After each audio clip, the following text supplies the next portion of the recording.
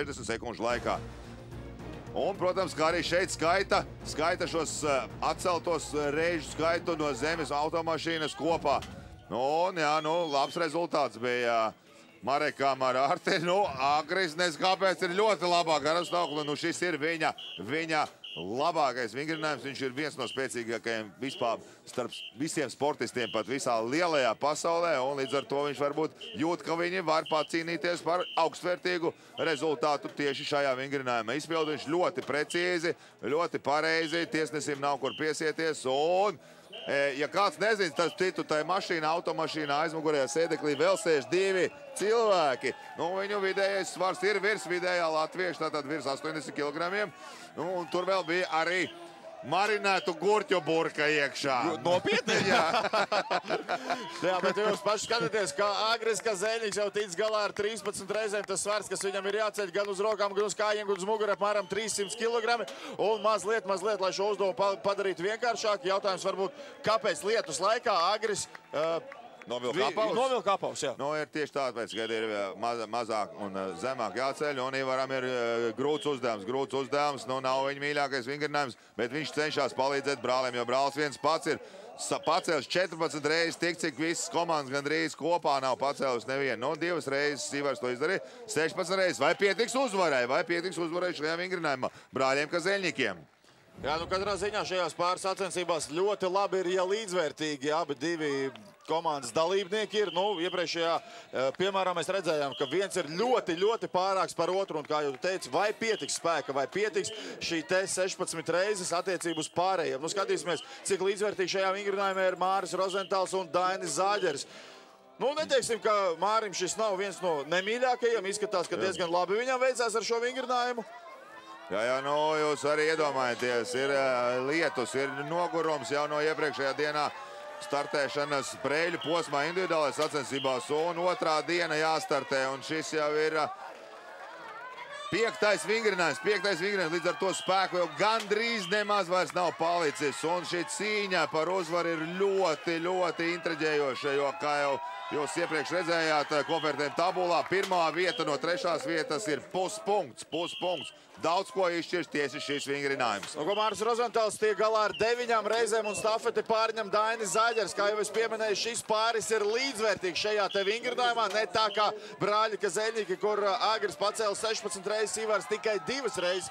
Ja uzskatām, ka šis pāris ir līdzvērtīgs, tad varētu pieskaitīt Māra Rozentāla 9 reizēm, arī Daina Zāģera 9 reizes, bet skatīsimies, kā viņiem veiksies. Izskatās, ka Dainim, protams, ka ir daudz grūtāk nekā Mārim Rozentālam, ņemot vērā vēl norautās rokas.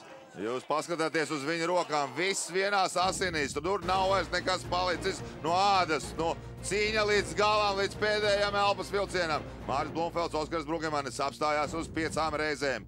Un mūsu lietuviešu draugi Avidus Braģus un Saulis Brusokas 7 reizes. Līdz ar to jūs saprotat, cik smagi tas ir. Tas varbūt no malas izskatījās Agrim ļoti viegli, bet īstenībā, lūk, Māris Jakobsons un Rolands Festers pat nespēja atraut no zemes šo smagumu. Jā, iepriekšējā disciplīnas uzvarētāji šoreiz paliek uz 0, bet šajā disciplīnā izrādās, ka pietika ar Agri Kazeļņika 14 reizēm, Ivara Kazeļņika 1 reizi, 2. vietā Māris Rozentāls, Dainis Zāģeris, tikai 3. Artis Flīvda, Māriks Leitis, 4. mūsu lietuviešu kaimiņi, Oskars Brugemanis, Māris Blumfelds tikai 5. vietā. Un situācija pirms noslēgošajiem akmeņiem un vairogā. Māris Rozentāls un Dainis Zāģeri ir izrāvušies 1. vietā, Flīvda ar Leiti 2. Turpat ir arī Kazeļņiks un arī lietuvieši ir blakus. Tātad 4 pāriem būs liekas uz pedestāla. Reklāmas pauze. Raidījumu piedāvā Stipro skrējiens 2 un SMS kredīt LB. Raidījumu piedāvā Stipro skrējiens 2 un SMS kredīt LB.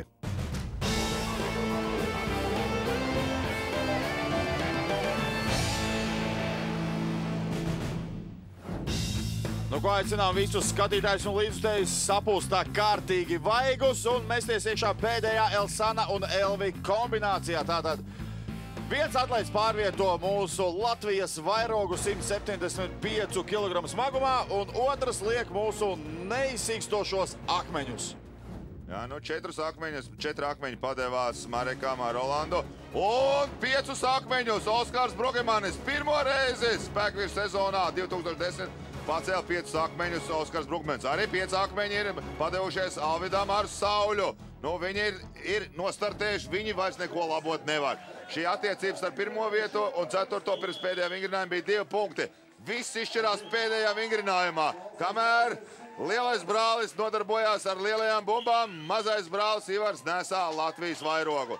Un kurš ātrāk, un viņi zina rezultātus, lietuviešu rezultātu, un viņiem viņi jāpaspēj. Viņi vēl var pacīnīties arī par uzvaru, nekur tālu nav priekšā ne Artis ar Mareku, ne arī Māris ar Daini. Līdz ar to viss tuliņ tiks noskaidros tieši šajā vingrinājumā. Nu, 3 akmeņi ir ļoti ātri novietot, un Ivars ar steidz ar 175 kg vairogu uz nākošo kontrolpunktu.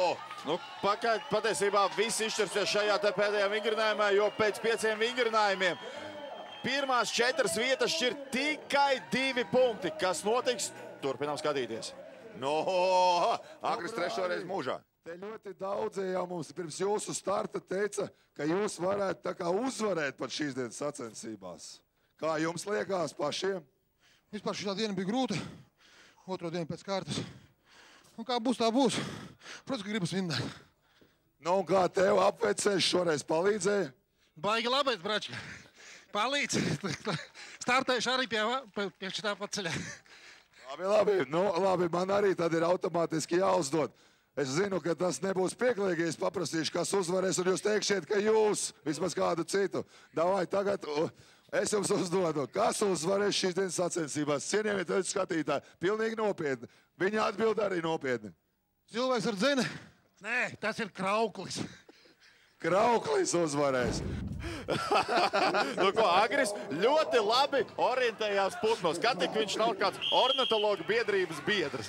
Jā, nu, Krauklis ir Ardim Plivdām iekrāsots uz viņu matu krāsā, jo blakus arī blondie mati šai sezonā ir pārsteigums no Arta puses. Nu, Marekam parasti matu nav uz sacensību dienu, bet nu, šoreiz viņš ir nedaudz ataudzējis, un viņi zina, kāds ir rezultāts. Viņi ir nedaudz priekšā pirms noslēgošā posma. Viņi ir par puspunktu priekšā brāļiem, un tātad, ja viņi zaudē brāļiem, tātad brāļi apsteidz viņus. Un Mareks pilnīgi skrien ar 175 kg smago vairogu. Nu ko, Artis to izdara. Un kāds ir rezultāts?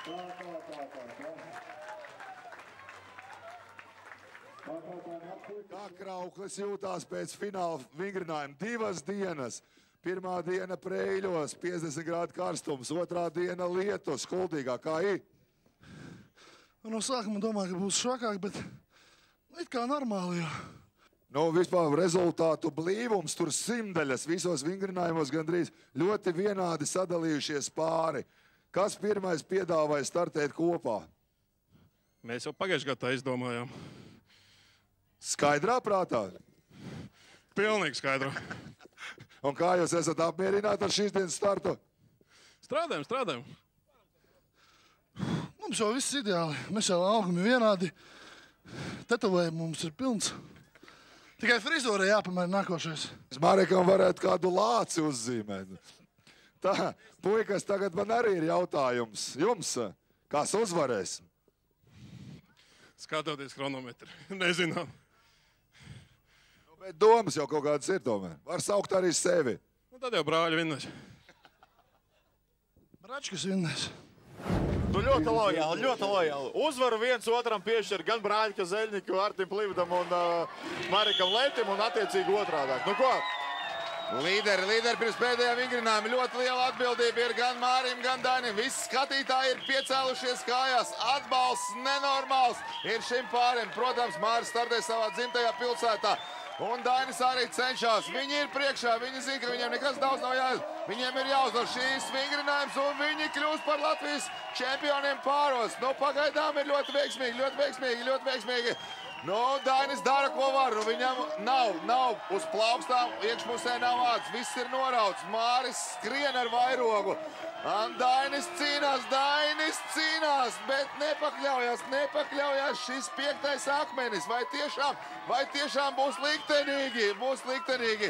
Nu jā, nu Māris mēģinās viņu mainīt. Nu Dainis vēl ar vienu cīnās. Nu, saprotiet, tas ir tādas sāpes, un tu esi tik tuvu šim titulam. Latvijas spēcīgākā cilvēka pāri titulam. Visi skatītāji pārdzīvo atbalsta. Dainis padodās, bet cīņā dodās Māris. Māris savā dzimtajā pilsētā grib noslēgt šo sezonu ar iespējams pirmoreiz šajā sezonā pacelt šo 5. akmeni, 180 kg smago akmeni. Arī Mārim viņš slīd ārā no rokām. Skatītāji saprot, ka cīņa laikam tomēr būs galā. Pavisam nedaudz pietrūka Mārim ar Daini. Pavisam nedaudz. Skatītāji vēl mēģina. Viņi domā, ka var palīdzēt ar savu. Protams, ka viņi tā var palīdzēt. Un tāpēc arī Dainis ar Māri nepadodās. Jūs redzat, līdz pēdējām sekundē. Un Dainis vēlreiz mēģina. Viņam vairs nav spēku, nav ādas, bet viņš cīnās par šo titulu. Latvijas spēka ir pār titulu. Un nē, viņi ir padevušies.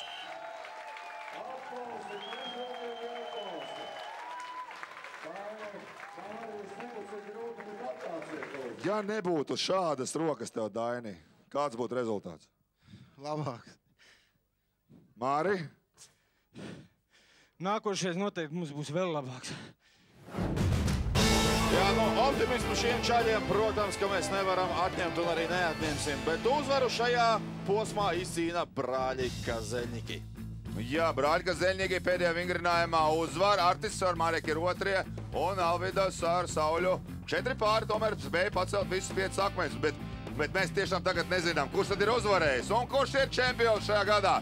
Un tie ir brāļi Kazeļņiki. Agris tomēr saglabā vienu titulu pāris sacensībās. Viņš ir Latvijas spēcīgākais kopā ar Ivaru. Pirmoreiz mūžā Ivars arī Artis Plīvda, Mareks Leitis otrie. Un trešo vietu tomēr izrauj Māris ar Daini. Bet katrā ziņā, manuprāt, ka jāsaka milzīgs paldies par šīm emocijām, par šo spēku, par šo neatlaidību un cīņas spēru ikvienam un katram no mūsu šīs dienas spēku vīru pāru uzvarētājiem un dalībniekiem.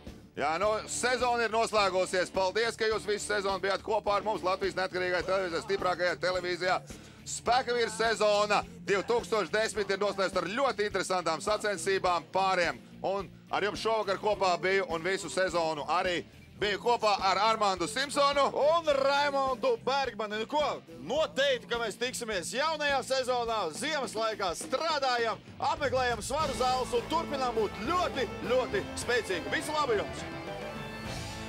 Raidījumu piedāvā Stipro skrējiens 2 un SMS kredīt LB.